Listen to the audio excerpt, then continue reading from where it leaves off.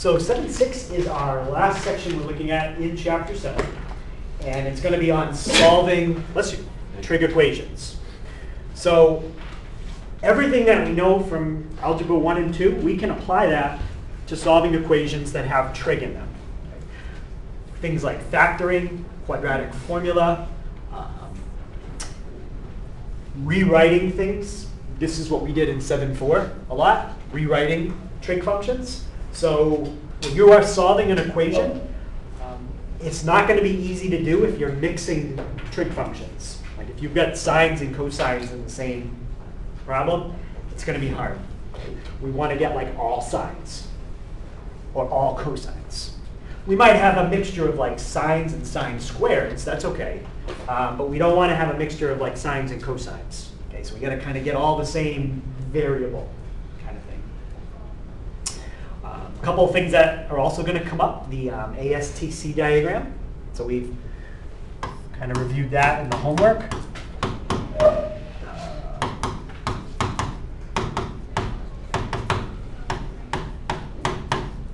So remember, once you find your reference angle, you use one of those 4 formulas to figure out the other answer.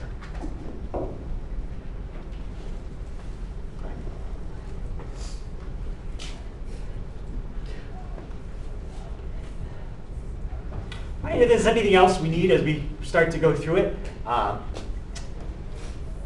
just kind of remind you of that. Now, most of the answers in this section, I think they're going to say to solve between 0 and something. In this case, it's 0 to 2 pi. If they say to solve within 1 cycle, or solve between 0 and 2 pi, you are not putting plus the period times n. You're just finding the answers between 0 and 2 pi. So let's see if we can solve this equation.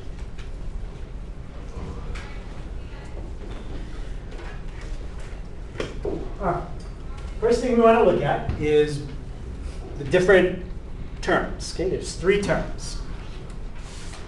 We have a squared term, we have a term that's not squared, and then we have a constant. What does that pattern kind of look like? From algebra, yeah? Quadratic. Yep, looks kind of like a quadratic. And we are going to end up either solving this with factoring or quadratic formula. The problem with it is you're mixing sines and cosines. Okay? This is like having 2y squared plus x plus 1 equals 0. It's like you have 2 different variables. Okay? What we want is all one term. When you have something that has a quadratic, kind of look to it. If there's one you want to change, it's this one, the squared one. Okay? You want to substitute something in for that that could somehow change this to be a sine.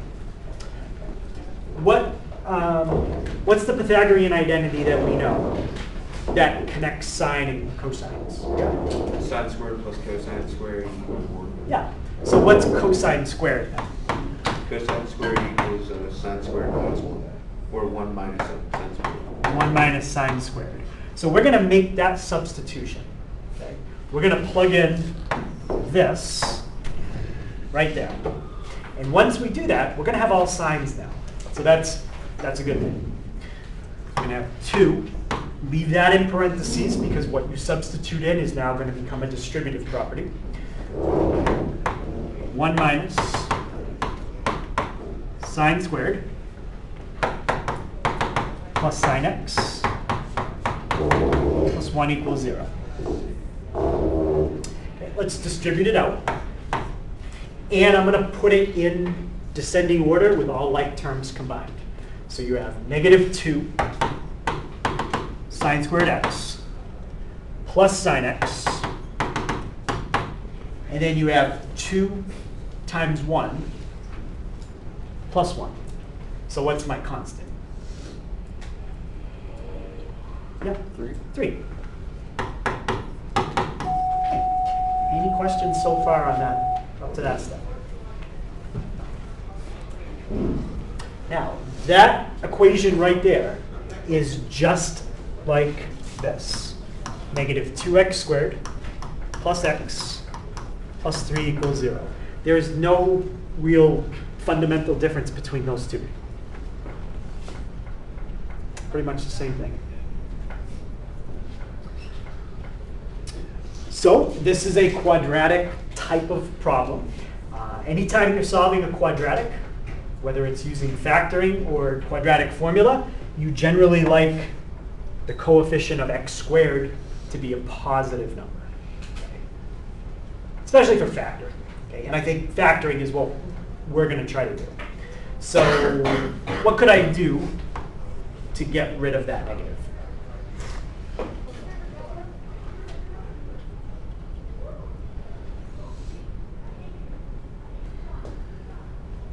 About Nick? Divide both sides by Yeah, divide both sides by -1.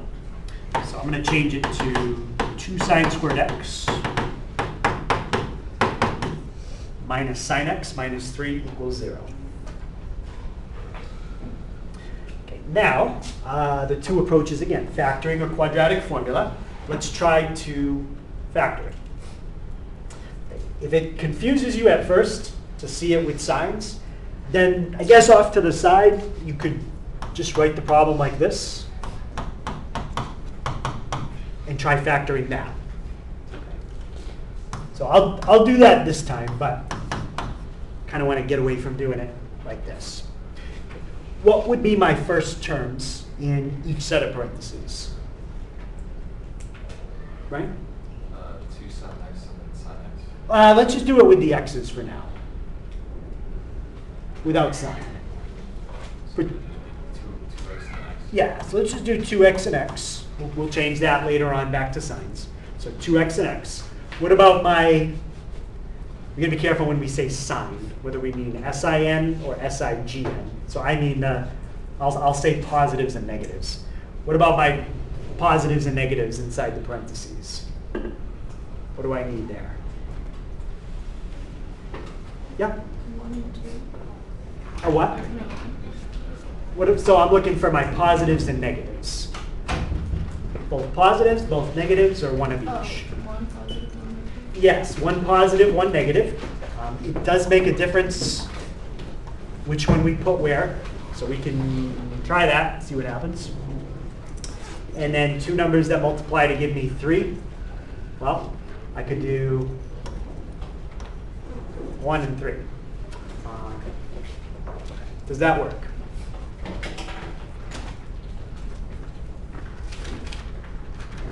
Joe? Does that work?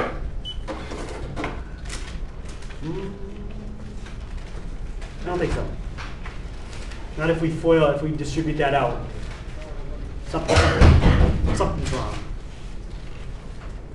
Yeah? You need to change the 3 and the 1, I believe, because you cannot get negative x. You get positive 3x if you FOILed it. You would be able to get negative x. I get positive 3x if I FOIL that? Yeah, you would be able to get negative x. Oh, I agree it's not negative x, but what do you think it comes out to right now? 2x squared plus 3x minus 3. No.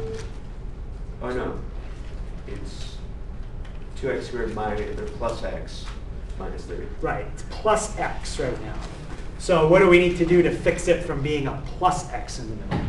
Yeah? Swamp the plus and the minus. Right, flip the signs. So that should be a minus for the first one and a plus for the second one. Now we get 2x minus 3x, now we're good. Okay.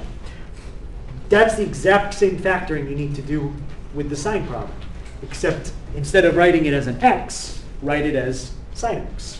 So it's really 2 sine x minus 3 and sine x plus 1. Now set each factor equal to 0 and solve. So when we set the first factor equal to 0, we're going to have to add the 3 and divide by 2. When you set the second factor equal to 0, you're going to have to subtract the 1 to the other side. Okay. what's my next step in both of those to get x by itself? Take the cosine of both sides. No, once we get rid of cosine originally, we're never going to go back to that. We don't need cosine anymore. Because we're trying to cancel out sine to get x alone. Yeah? Take the inverse sine of both sides. That's kind of like the question from the homework. So I need the inverse sine of 3 over 2. Normally I would do it in degrees first, but I know it's not going to come out nice. So it doesn't really matter whether I do it in degrees first and convert it by hand, or just do it in radians and save myself the time. So I'm going to do right to radians and do the inverse sine of 1.5, or 3 over 2. Okay, so when I typed in inverse sine of 3 over 2, I got an error. How come? Yeah? Is it not within the period, or like the 0 and 2 pi? It's not within something. 1.5. Yep. It's not within the 0 or the minus 1 to 1. It has to be minus 1 to 1. When you are solving an inverse sine problem, the domain of the argument is negative 1 to 1. It's not that we did anything wrong. It's just that this particular part has no solution. So we don't have to worry about going any further with that. No solution. Doesn't mean the other part doesn't have a solution. Okay, so now we need to solve that one.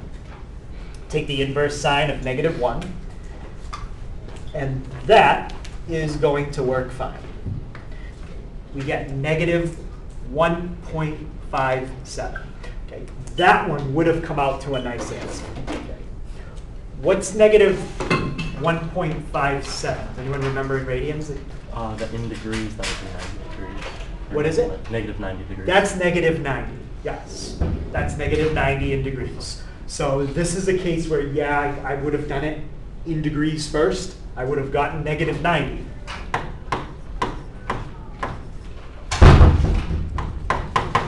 But they specifically say to write my answer between 0 and 2 pi. So negative 90 is not where they're looking for an answer. So what am I going to do to get my answer between 0 and 2 pi? Yep. Add 360. Yeah, I can add 360. Okay, so 270, or in radians, is 3 pi over 2. Now, we have to think, is there a second answer using the ASTC chart? Does that chart come into play in this problem? No. No. 270 is not in a quadrant. It's on an axis. So essentially, your reference angle in this problem is 90. There's no rule for what you do if you're on an axis in the ASTC chart. Right? So this isn't needed. That's the only answer to the problem. And we're done. So that's how you solve it. Okay, any questions on any of the steps? We're going to go through another one like that. But that's going to be a pretty common pattern. Substitute for the squared function, and then solve it as a quadratic. Okay, let's try this one. This time they're saying to find all solutions within one period. They're not telling you what the period is. So you have to figure it out. So remember, when you have sine to an even power, the formula for the period is pi over b or 2 pi over b. Which one? Yeah. 2 pi? No, the other one. Yeah, it's pi over b. So in this case, b is 1. So the period of this is just pi. What's the period of cosine? Just regular cosine. Yep. 2 pi over b. 2 pi over b, and again, b is 1. So the least common multiple is 2 pi, which means to find all solutions, I would go between 0 and 2 pi. Technically, it doesn't say you have to do that. You just have to pick any window that's 2 pi units. But I wouldn't pick like 14 pi to 16 pi. I wouldn't. I mean, yes, that's 2 pi units, but just stick with 0 to something. So that's what we'll do. Okay, what's different about the setup in this equation compared to the last one we did? I'd like to solve this the same way. Yep. It's not set equal to 0. Right, so let's get it set equal to 0, and then we'll solve it. Now, you might think, I want the squared term positive, right? That's what I said. But I want to put everything on the right. You'll see why in a second. If you're thinking that's going to make the squared term negative, yes, for now it is, but you're going to see what happens in a second. So bring the squared term to the right.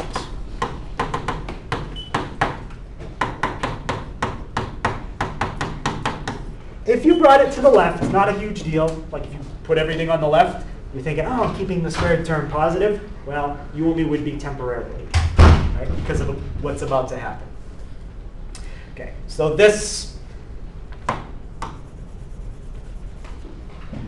yeah, there we go. So that's my equation.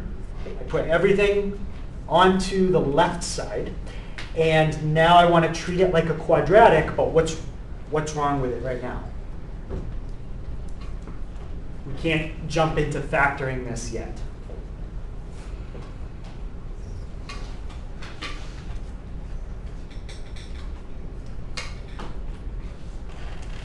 Yep. It's still got the negative on the chip. That's okay, that was intentional. I did that on purpose. Yep, You're mixing signs and cosines. I'm mixing sines and cosines. So which one do you want to change to make it like the other one? Which one do you want to substitute for? Cosine. Third sine. It's the sine squared. Right. Always substitute for the one that's squared. What is sine squared if we rewrite that using a Pythagorean identity?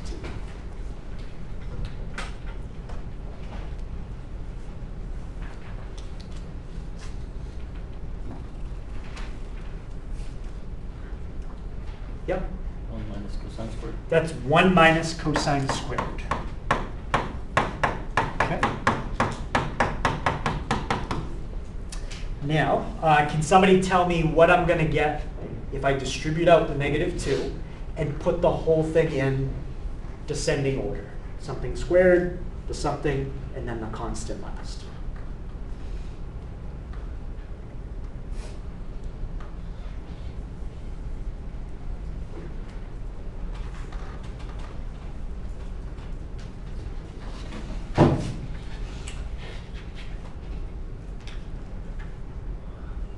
Yeah, Is text. it 2 cosine squared plus cosine squared minus 1? 2 cosine squared plus what? Cosine, oh, just cosine, and then minus 1. Minus 2 plus 1 minus 1. Yep. That's why I put the sine squared on the left, because I knew when I substituted in a Pythagorean identity, I would be introducing a negative in front of the cosine squared, and I knew that that negative and that one would cancel out. If I didn't do that, I would have an extra step right now of dividing everything by -1. Not a big deal. Okay, but I just saved that step. So I got 2 cosine squared plus cosine minus 2 plus 1 is minus 1. All right, so now let's put our 2 sets of parentheses. We can try to factor it, and if it doesn't, well, we'll have to do something else. What would be my first terms in each parentheses? Yep.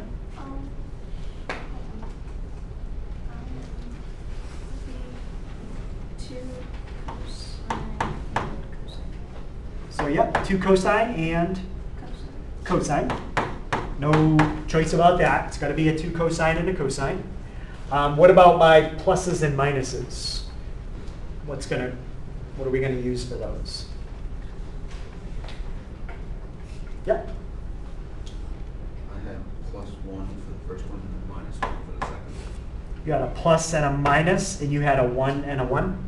Okay, let's see if that works. That gives me 2 cosine squared minus 2 plus 1. Minus 2 plus 1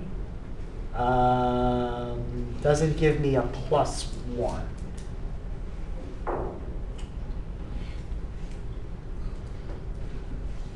So I need to fix something. Yeah? Switch to positive.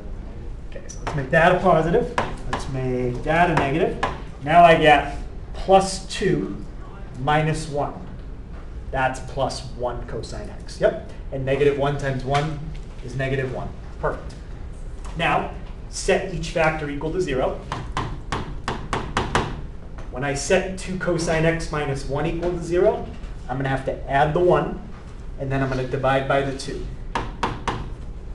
When I set cosine x plus 1 equal to 0, I'm just going to have to minus the 1.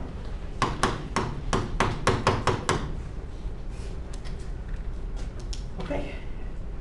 And now, what am I going to do?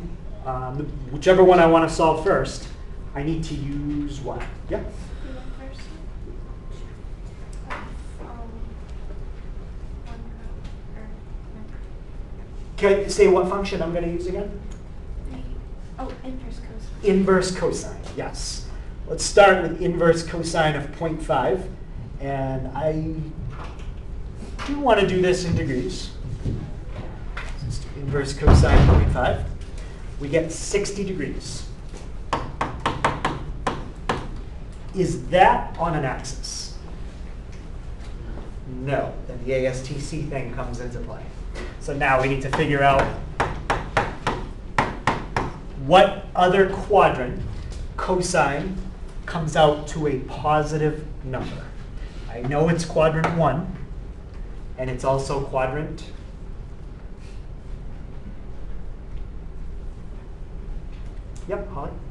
4. And what's the formula in quadrant 4 once you know your reference angle?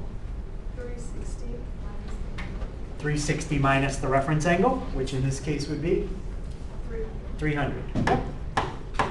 So there are your 2 answers from that side of the problem. If you want them in radians, pi over 3 and times 5. 5 pi over 3.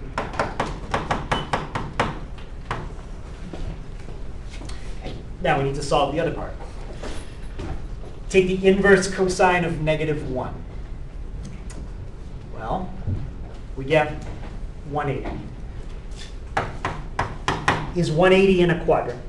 No. No, it's on an axis. So there is no reference angle really associated with that. So you are done. Once you change that to radians. What's Pi. Pi, yeah. Easiest one of them all. Okay. So that's your 3 answers for this problem. Pi over 3, 5 pi over 3, and pi. And those are all between what we said, 0 to 2 pi. Any question on that? So that's another factoring one. So this is just a reminder that when you find solutions to trig equations, remember there really are infinitely many answers. But in this section, we're just not writing the answer that way. We're just finding specific answers. You're not putting plus the period times n. Okay? I still want you to remember that there's infinitely many answers to every problem that we're doing today. Otherwise, it's a no solution. Okay? But if you get one solution, that solution repeats every cycle. We're just not going to write the answers that way today. Okay. All right, let's try this one. Find all solutions from 0 to 2 pi. All right. Does it look like a quadratic? No. No, not yet. They will be. Anybody have any thoughts of what I might want to do first here? There's nothing in this problem that we haven't done before. You're going to substitute for something. Yep. Make it all sines and cosines. Let's make it all sines and cosines. What's tangent x? Yep. Sine x over cosine x. Sine x over cosine x.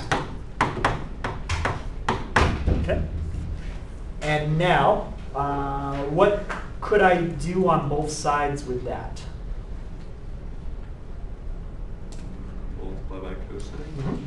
Multiply each side by cosine. On the left, the the cosines cancel out. You're left with sine x. And what about on the right? 3 cosine x or 3 cosine x squared. There we go. Cosine squared x. Now it's starting to look more like a quadratic. Okay. That problem is now at the same step that this problem was at. What would be the next thing that I want to do? Subtract sine from both sides. So what's your goal? What are you trying to do? To make it equal to 0. We want to get it equal to 0. Which side do we want to put the cosine squared on? Yep. Keep it on the right side. Or Yep. Switch it to the left. I would put the cosine squared on the left. Why? Because I want to keep it positive. Yes. I would put it on the left because ultimately it will become positive. Right? So move it to the left.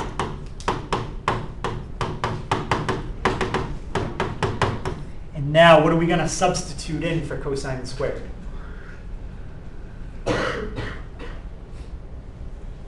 Yep. 1 minus sine squared. 1 minus sine squared. There you go. Now when we distribute it out and put it in the format for a quadratic, there's your sine squared. It just became positive. We're going to have plus sine x. And then negative 3 times 1 is negative 3. Okay. So to save you a little time, I will tell you that's not factorable. You can't factor that. So what's another way we can solve a quadratic equation if it is not factorable? Quadratic formula. Quadratic formula. Yep.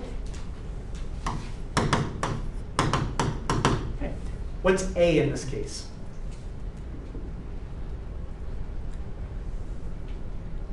3. Yep.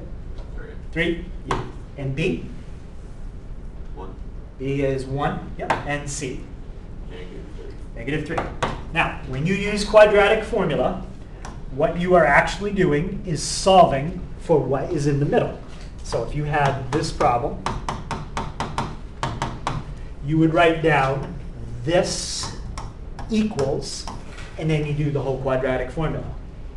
We don't have an x in the middle. What's in the middle of ours? Sine x. Sine x. So when we do quadratic formula, it's not x equals, it's sine x equals. Which does mean we're going to need an inverse sine as the very last step. But everything else is going to be exactly the same with quadratic formula. Okay, so negative b plus or minus square root of b squared minus 4 times a times c, all divided by 2a. Okay, we're going to be subtracting a negative, so might as well cancel that, make it a positive. And what do I get under my square root? 37. What is it? 37. Let's see, 4 times 3 is 12 times 3 is 36, plus 1 is 37. Perfect. Okay. Now, if this was a regular quadratic problem, you'd be done. Those are your two answers. But we need to do something to that. What do we have to do on both sides now? Take the inverse sine. Yep, take the inverse sine. Okay, I'm going to do this one. I think I'm going to, I'll do radians. That's fine. I'll do radians. Okay, so I'm going to split it up. sine x equals -1 plus root 37 over 6. Sine x equals -1 minus root 37 over 6. So we're going to take the inverse sine of both sides. We are definitely not getting a nice answer. When you have square roots in there, that's not going to come out nice. All right, so let's do, I'm going to do it like this. Inverse sine of -1, and I'm going to put this in parentheses, plus square root 37 divided by 6. Okay, I get 57 point, we're just going to call it 57.9. Okay, that's degrees. I did say I was going to do radians. So. But I'm showing you, you don't get a nice answer either way. Okay, so 1.01 radians. Is that on an axis? No. No, you saw in degrees, it was 57 something. So no, that's not on an axis. So that means this chart comes into play. We just found an answer that's 1.01. Think in radians. This is 0. Pi over 2. Over here is pi. And that's 3 pi over 2. 1.01 is in which quadrant? Yep. What other quadrant does sine come out positive? 2. 2. What's the formula in quadrant 2 in radians, not degrees?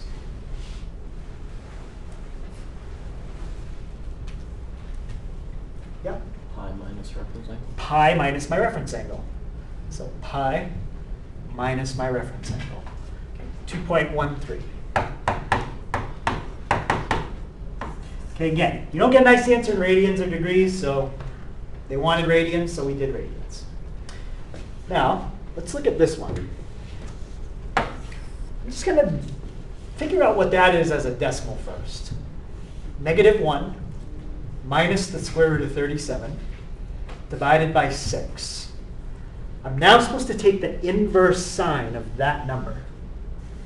What's going to happen when I try to take the inverse sine of -1.18? Yeah? Yeah, I'm not going to be able to, because that's not between -1 and 1. So there is no other solution from that part of the problem. If there was, then I could potentially have 4 answers to this problem. 2 from here, 2 from there. But this time, this part didn't work. Can you determine whether that's going to work or not when you just look at the original problem right away? Not really, no. You just kind of have to go through it, and then you might realize it doesn't work. Okay.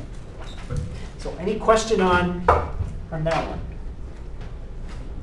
It's pretty much just like a quadratic equation, except when you're done, you got to do inverse sine, or inverse cosine, whatever trig function was in the problem.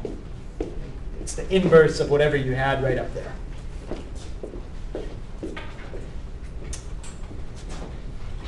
Okay.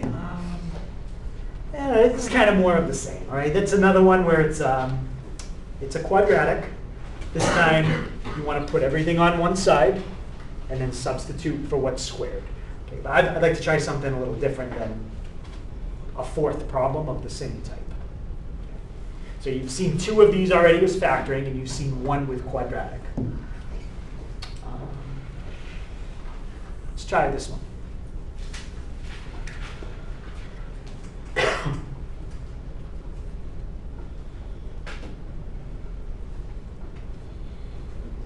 Okay. Well, even if you're not 100% sure what to do, there is something we always try to do first. What's the first thing that we always try to do with that equation to make it look like the very first problem we did? Yeah. Separate sign, or they make it all signs. That's usually the second thing we do. If we have to do that, but there's something we do first. what's the very first thing we always try to do?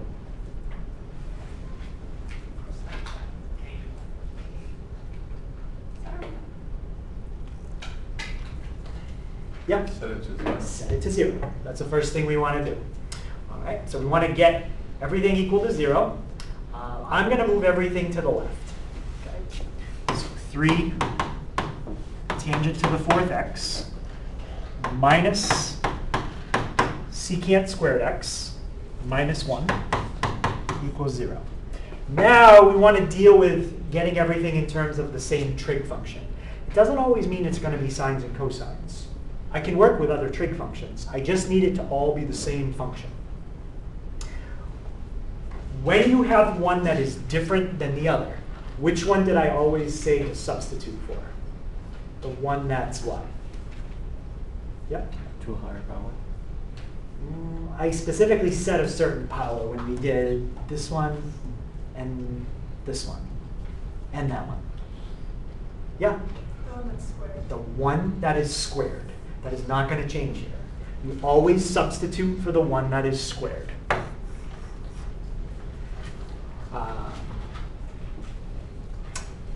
The Pythagorean identity for that one is 1 plus tangent squared equals secant squared. So I'm going to change secant squared to 1 plus tangent squared. So 3 tangent to the 4th x. And it's really going to be a distributive, and I'm going to do it at the same time. So it's going to be a negative distributed out there. So it's going to be negative tangent squared minus 1. And then I have another minus 1 equals 0. Okay, so this is the part that was in the box. Well, actually, I did that whole thing. So I made it negative secant squared, and that's what's right there. Now I can combine like terms. Let's minus 1 is minus 2. I would say usually I just would have done that at the same time, but just trying to show the steps out. Okay. Now that is a quadratic type of problem. So the factoring and quadratic formula would both apply here. Anytime that you have something like that, plus or minus, something like that, plus or minus a constant, that's a quadratic type of pattern. If this exponent is double that, and you only have 3 terms, and the third one is always a constant, then you can treat it just like it's a quadratic. If we were going to use quadratic formula, A would be 3, B would be negative 1, C would be negative 2. When you set it up, you would have tangent squared equals. Right? Just like we did, what was it in this one? We had sine x equals, because sine was the one that was in the middle. Well, in this one, tangent squared is the one that's in the middle. But I'm going to hope we don't even need quadratic formula. I'm going to hope we can just try to factor it. Let's try this. What would be my first term in each set of parentheses if I was going to try to factor that? And it's no different than factoring this.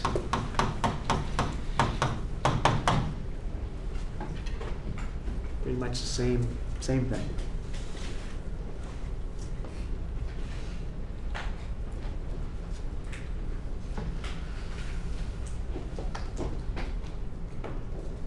Yep. 3 tan squared and tan squared. 3 tan squared and tan squared. Yep. Just like it would be 3x squared and x squared if you were doing the one on the right. Okay. Now let's think about our signs. We have a minus and a minus. That means we need one of each. It does matter which one we put where. Let's just try it like that. and two numbers that multiply to give me 2, 1 and 2. Let's try 1 and 2. If you multiply that out, you get 3 tangent to the 4th minus 3 tan squared plus 2 tan squared minus 3 plus 2. There's your minus 1. Perfect. And then positive 2 times negative 1 is negative 2. Okay. What are we going to do with each of those factors now? Yeah? Well, yeah, that's true. We do have a difference of 2 squares here. We could try to factor it again, like this would factor into tangent plus 1, tangent minus 1. So you could, or at this point, you can just set them both equal to 0, and you can just do it that way. Okay. So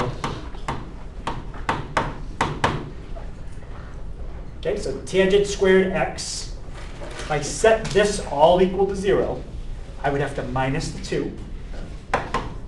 And then I would have to divide by the 3 that's in front. If I set the one on the right equal to 0,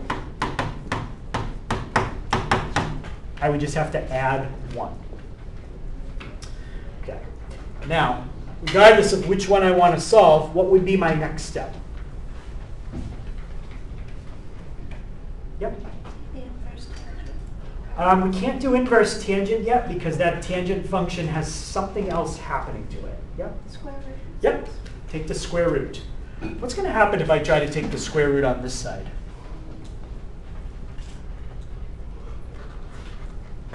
Yep. You get an imaginary number. We're going to get an imaginary. So when you have something squared equals a negative, we're not dealing with imaginary numbers. So that one we can't do. But the other one we can.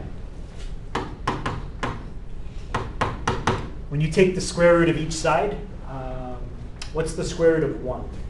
1. Plus or minus 1. Plus or minus 1. Yep. So when you take the square root of 1, you now have tangent on the left, and you have 1 on the right, and you have negative 1 on the right. Okay. Take the inverse tangent, which now we can do of 1. All right, and let's do this in degrees. Okay, we get 45 degrees. I'm not going to worry about radians this time. I'm just doing degrees. So 45 degrees.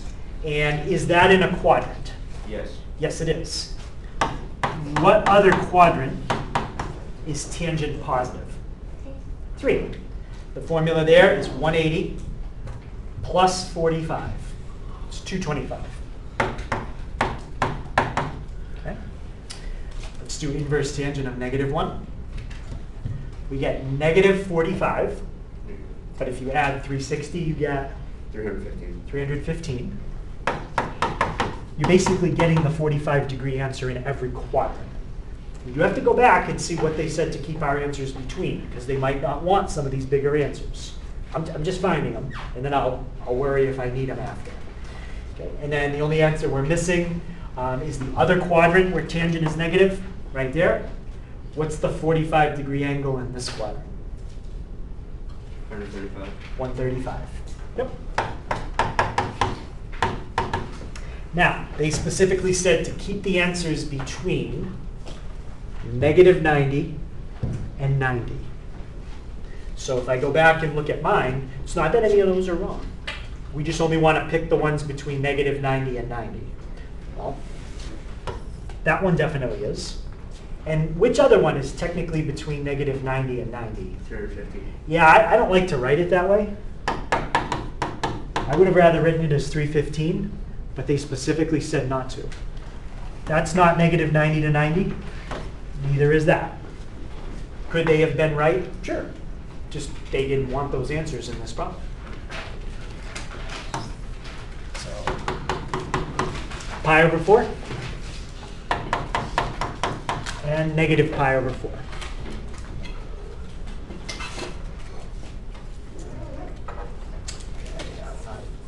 That one. Okay. This one, I just want to show you the setup. We're not going to have enough time to go through that. This is a double angle formula. It might look like it's going to be totally different than everything we've done. It's not. It's exactly the same quadratic problem. Sine 2x can be written as 2 sine cosine.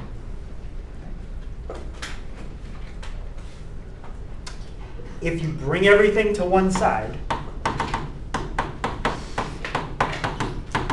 you would have that. Actually, it's not even going to be quadratic. It's going to be easier. What do both of those terms have in common? Sine. Sine. Factor it out. But the factoring you have to do here is a lot easier than a quadratic. Just factor out the GCF. And at that point, now you're basically done all the quadratic stuff that we would have done at that point, because it wasn't even a quadratic. Just set each of those equal to 0 and solve. Okay? So you generally have to always do some kind of factoring. It's just this was an easier kind of factoring than the last ones. But we can go over one like that tomorrow, if people want.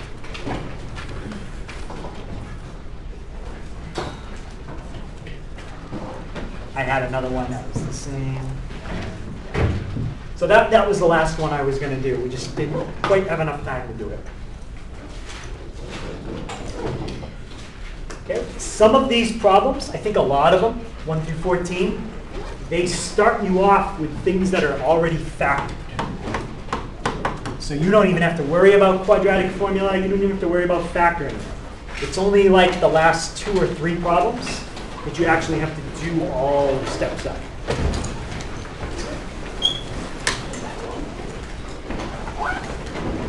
All right, so we'll take a look at that tomorrow. And the plan, I think, for tomorrow, this will be our last homework for this week. Thursday night, we'll probably do a take-home for the test, and you'll have time to finish in class on Friday. Yes?